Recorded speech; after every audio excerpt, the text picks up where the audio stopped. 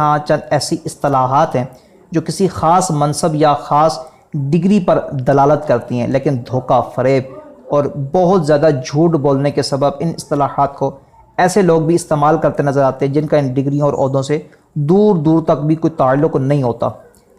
اگر کچھ تعلق اور نسبت ہو بھی جائے تب بھی وہ ان افراد ان اصطلاحات کا، ان ٹرمینالوجیز کا استعمال کرنے کے مجاز نہیں ہوتے۔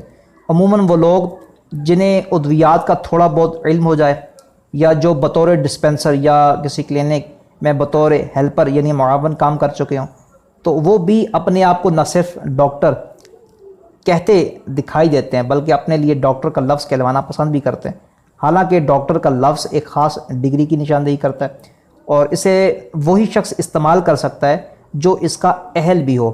اس کے علاوہ کسی اور کا اسے استعمال کرنا قانوناً جرم اور شرعاً جھوٹ کہلاتا ہے۔ اسی طرح بعض اوقات بعض افراد کو جب چند جڑی بوٹیوں کا علم ہو جائے یا علم طب کے بعض نسخے پتہ چل جائیں تو وہ بھی اپنے نام کے ساتھ حکیم صاحب کہلوانے اور لکھنے میں بڑا فخر محسوس کرتے ہیں، حالانکہ یہ سراسر جھوٹ اور دھوکہ ہے۔ اس طرح جھوٹ کا بازار اس طرح گرم ہے کہ بعض علم سے کورے خالی لوگ بھی علماء کے صف میں گھسنے سے دریغ نہیں کرتے۔ ہمارے یہاں لفظ مولانا دین کا علم رکھنے والے کے لیے بولا جاتا ہے، لیکن دیکھا گیا ہے کہ نرے جاہل لوگ بھی صرف اس لفظ کا نہیں بلکہ اس سے بڑھ کر علامہ و فہامہ، بہت زیادہ علم رکھنے والا، بہت سمجھ بوجھ رکھنے والا وغیرہ وغیرہ جیسے الفاظ اپنے لیے استعمال کرنے میں ذرا بھی نہیں جھجکتے، حالانکہ ایسا کرنا سراسر جھوٹ اور نرا وبال ہے۔ محترم اسلامی بھائیو، ہمارے معاشرے میں پائے جانے والی باطنی بیماریوں میں سے ایک بہت ہی خطرناک بیماری حب جاہ بھی ہے، جس کا مطلب ہے شہرت و عزت کی خواہش کرنا۔ یہ خواہش ہر فساد کی جڑ ہے، بعض اوقات یہ دین کو بھی تباہ کر دیتی ہے، اس لیے اس سے بچنا ضروری ہے۔ ایک مسلمان کے لیے تاجدار مدینہ صلی اللہ تعالیٰ علیہ وسلم کا یہ فرمان ہے، عبرت نشان ہی کافی ہے کہ دو بھوکے بیڑیے بکریوں کے ریوڑ میں اتنی تباہی نہیں مچاتے جتنی تباہی حب جاہ و مال یعنی مال و دولت اور عزت و شہرت کی محبت مسلمان کے دین میں مچاتی ہے۔ استغفر اللہ، اللہ پاک کرم فرمائے۔ ترمذی شریف میں حدیث مبارکہ موجود ہے، اور حب جاہ کے حوالے سے باقاعدہ ہم نے ایک لیکچر بھی آپ کی خدمت میں پیش کیا ہے۔ بیان کردہ حدیث پاک سے معلوم ہوا حب جاہ میں ہلاکت ہی ہلاکت ہے۔ اس ناپاک بیماری کی آفتوں کے سبب حضرت سیدنا ابو نصر بشر حافی رحمۃ اللہ تعالی علیہ فرماتے ہیں، میں کسی ایسے شخص کو نہیں جانتا جو اپنی شہرت چاہتا اور اس کا دین تباہ و برباد اور وہ خود ذلیل و خوار نہ ہوا ہو۔ محترم اسلامی بھائیو، اندازہ لگائیے کہ اپنی شہرت و عزت کی خواہش کرنا کیسا خطرناک مرض ہے۔ اسی مرض کا شکار بعض افراد ایسے بھی ہوتے ہیں کہ لوگوں سے عزت پانے کے لیے جھوٹ کا سہارا لیتے ہوئے اپنی ذات بدلنے سے بھی گریز نہیں کرتے۔ بر صغیر پاک و ہند میں سید کا لفظ ایسے لوگوں کے لیے بولا جاتا ہے جن کا سلسلہ نسب اپنے والد کے طرف سے حضور انور شافع محشر صلی اللہ تعالیٰ علیہ وسلم سے جا ملتا ہو۔ ہمارے ہاں جاہ و حشمت اور قدر و منزلت کو پانے کے لیے بعض اوقات غیر سید افراد بھی اپنے آپ کو سادات کہلواتے ہیں، حالانکہ یہ بات حقیقت سے بہت دور ہوتی ہے۔ یاد رکھیے، یہ توجہ طلب بات ہے، سب نے غور سے سننی ہے۔ اپنے حقیقی باپ کو چھوڑ کر کسی دوسرے کو اپنا باپ بتانا یا اپنے خاندان اور نسب کو چھوڑ کر کسی دوسرے خاندان سے اپنا نسب جوڑنا حرام اور جنت سے محروم ہو کر دوزخ میں لے جانے والا کام ہے۔ اس بارے میں بڑی سخت وعیدیں اور حدیثیں جو ہے نا وہ بڑی سخت قسم کی حدیثیں آئی ہیں۔ چنانچہ حضرت عبداللہ بن عمر رضی اللہ تعالیٰ عنہ سے روایت ہے، رسول اللہ صلی اللہ تعالیٰ علیہ وسلم نے فرمایا، جو شخص اپنے باپ کے غیر کو اپنا باپ بنانے کا دعویٰ کرے، جو شخص اپنے باپ کے غیر کو اپنا باپ بنانے کا دعویٰ کرے، وہ جنت کی خوشبو بھی نہیں سونگھے گا، حالانکہ جنت کی خوشبو 500 برس کی راہ سے پائی جائے گی۔ تو جہاں کے سلطان سرور ذیشان محبوب رحمان صلی اللہ تعالیٰ علیہ وسلم کا فرمان عبرت نشان ہے، جو اپنے باپ کے غیر کو اپنا باپ بنانے کا دعویٰ کرے حالانکہ وہ جانتا ہو کہ وہ اس کا باپ نہیں ہے، تو اس پر جنت حرام ہے۔ استغفر اللہ۔ بخاری شریف میں یہ حدیث مبارکہ موجود ہے۔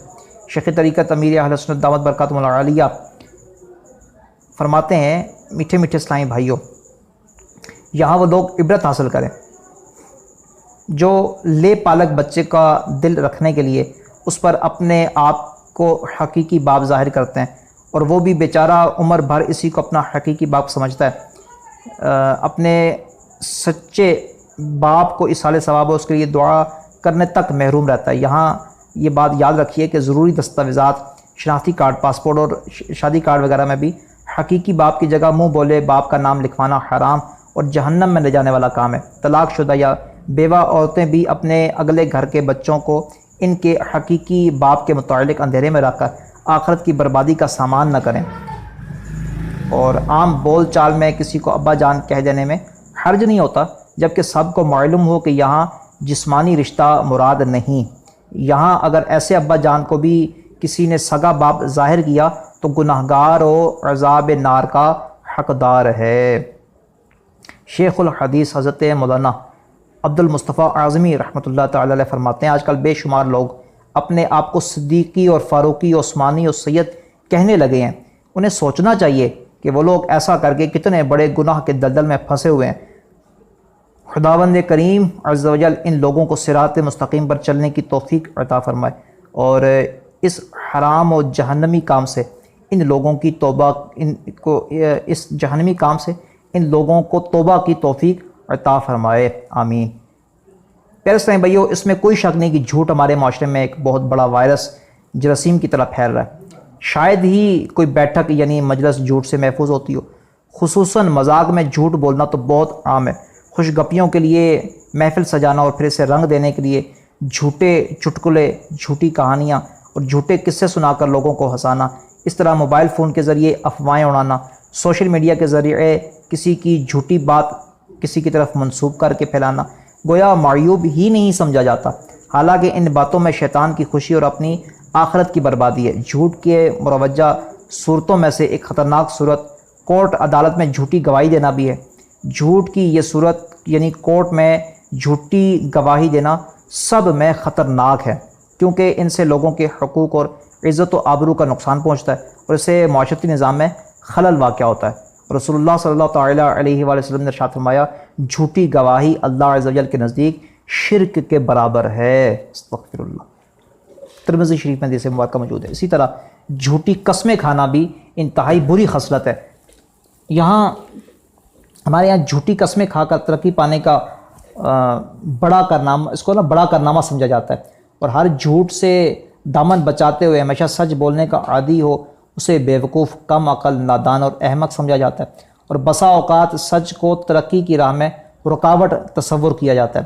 یہی وجہ ہے کہ بسا اوقات مذموم مقاصد کے لیے جھوٹی قسم اٹھانے سے بھی دریغ نہیں کیا جاتا، حالانکہ یہ بھی گناہ کبیرہ ہے۔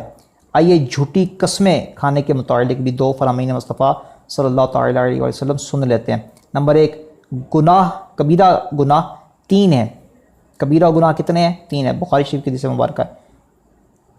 شرک، والدین کی نافرمانی، جھوٹی قسم اور کسی کو قتل کرنا۔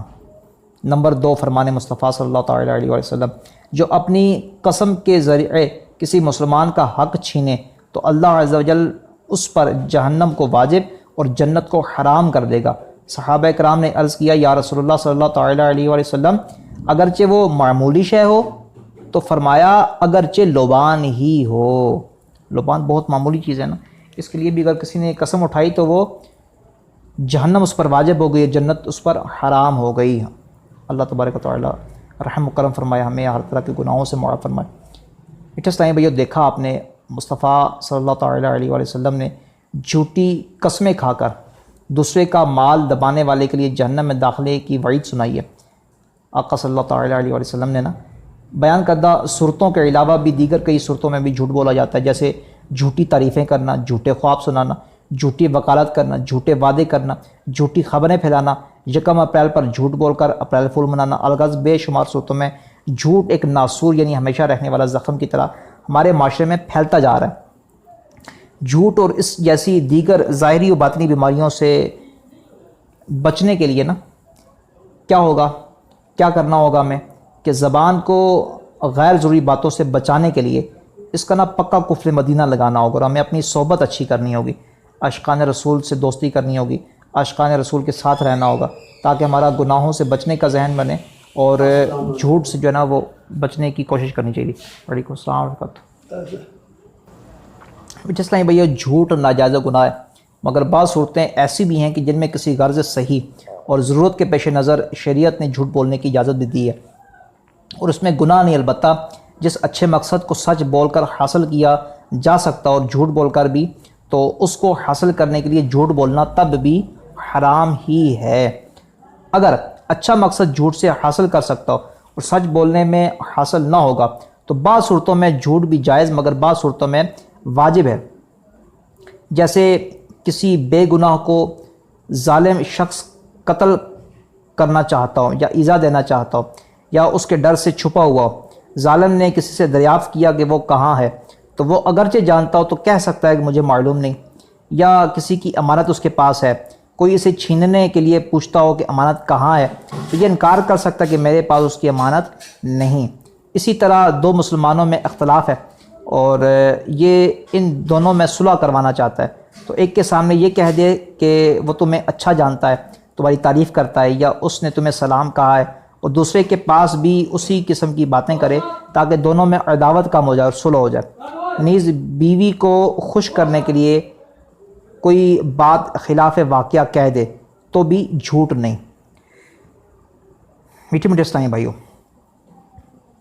یہ الفتاوی ہندیہ جو ہے نا، اس میں یہ سارا مضمون موجود ہے، بہت خاص موضوع ہے آج کا، تو آئیے اس کے جو اہم نکات ہیں اس کو دوبارہ دہرا لیتے ہیں۔ آج ہم نے جھوٹ کی تباہ کاریوں کے متعلق سنا۔ یقیناً جھوٹ سب برائیوں کی جڑ ہے۔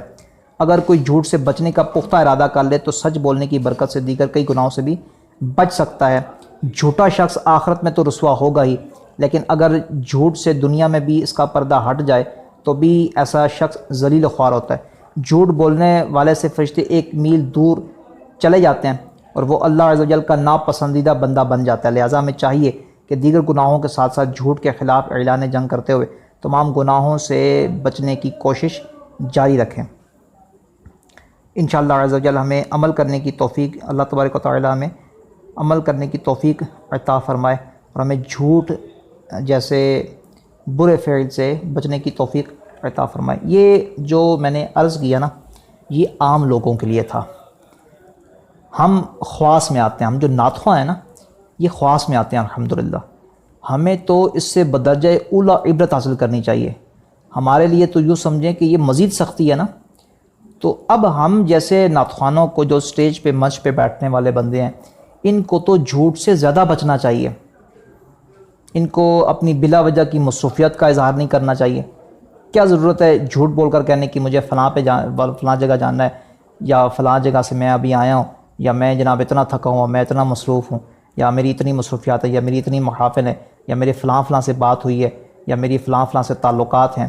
تو یہ اس طرح کے جتنے بھی جھوٹ ہیں کہ میں نے فلاں وقت دیا ہوا حالانکہ دیا نہیں ہوتا، یا بعض اوقات اس طرح بھی ہوتا ہے کہ میں نے بڑے سمجھیں کہ جو بظاہر اچھے نظر آنے والے بندے ہیں وہ بھی بعض اوقات ایسا کر دیتے ہیں کہ جب ان سے ناتخوانی کے لیے یا کسی محفل کے لیے ٹائم لیا جائے نا تو وہ کہتے ہیں اچھا میں دیکھ کے عرض کروں گا میرے پاس ٹائم ہے یا نہیں۔ بھئی کہاں سے دیکھنا ہے بھئی؟ آپ نے کوئی ڈائری شاری رکھی ہوئی ہے آپ نے؟ بعض اوقات بعض جو مصروف ترین ہوتے ہیں وہ چلیں ان کی مصروفیت ایک الگ بات ہے، لیکن عموماً بعض لوگوں نے نا، ہر کسی نے ڈائری تو نہیں رکھی ہوتی، ہر کوئی اتنا مصروف تو نہیں ہوتا، لیکن اب اچھا پتہ بھی ہے ٹھیک ٹھاک اچھا خاصا کہ جیسے اب 10 محرم کو یا 12 ربیع الاول شریف کو یا 25 ربیع النور شریف کو یا 25 صفر المظفر کو اب پتہ ہے بھئی میں نے ٹائم نہیں دیا ہوا کسی کو، پھر بھی کہیں گے اچھا میں ڈائری میں دیکھ کے بتاؤں گا کہ میں نے ٹائم کسی کو دیا ہوا ہے کہ نہیں دیا ہوا۔ صاف جھوٹ ہے، سفید جھوٹ ہے، نظر آ رہا ہے جھوٹ ہے، بندے کو پتہ بھی ہے لیکن پھر بھی وہ دبے لفظوں میں ایسے بول دیتے ہیں۔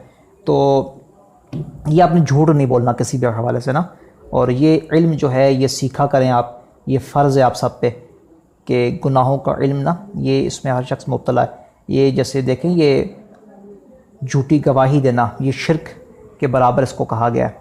تو اب بعض اوقات نا ہم گھروں میں بھی، معاملات میں بھی، یہ الیکشن کے دنوں میں بھی بعض اوقات یہ اس طرح کی گواہیاں دے رہے ہوتے ہیں، کسی کا حق چھین رہے ہوتے ہیں، کسی کو حق دلوا رہے ہوتے ہیں، پتہ نہیں کیا کیا کچھ کر رہے ہوتے ہیں۔ بس اللہ تبارک و تعالی ہماری ہر طرح کی غلطیوں کو معاف فرمائے، میری ہر طرح کی غلطیوں کو معاف فرمائے، آپ کی ہر طرح کی غلطیوں کو معاف فرمائے۔ اللہ تبارک و تعالی اپنے حفظ و امان میں رکھے، اور اللہ تبارک و تعالی ہمیں اپنی رحمت سے گناہوں سے بچنے کی توفیق عطا فرمائے، اور ہمیں سچا عاشق رسول اور سچا ناتخواں بنائے۔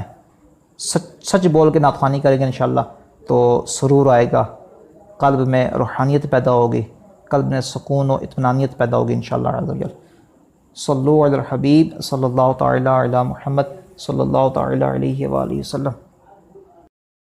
گھر بیٹھے بہترین نعت خوان بننے کا موقع، آن لائن نعت کورسز جن میں 50,000 لکھی ہوئی نعتیں، 5,000 نعتیں، 100 سے زائد درود و سلام، 9 مختلف زبانوں پر مشتمل نعتیں، 300 سے زیادہ لیکچرز اور اسباق اور بہت کچھ شامل ہے۔ مزید معلومات کے لیے دیے گئے نمبر پر رابطہ فرمائیں۔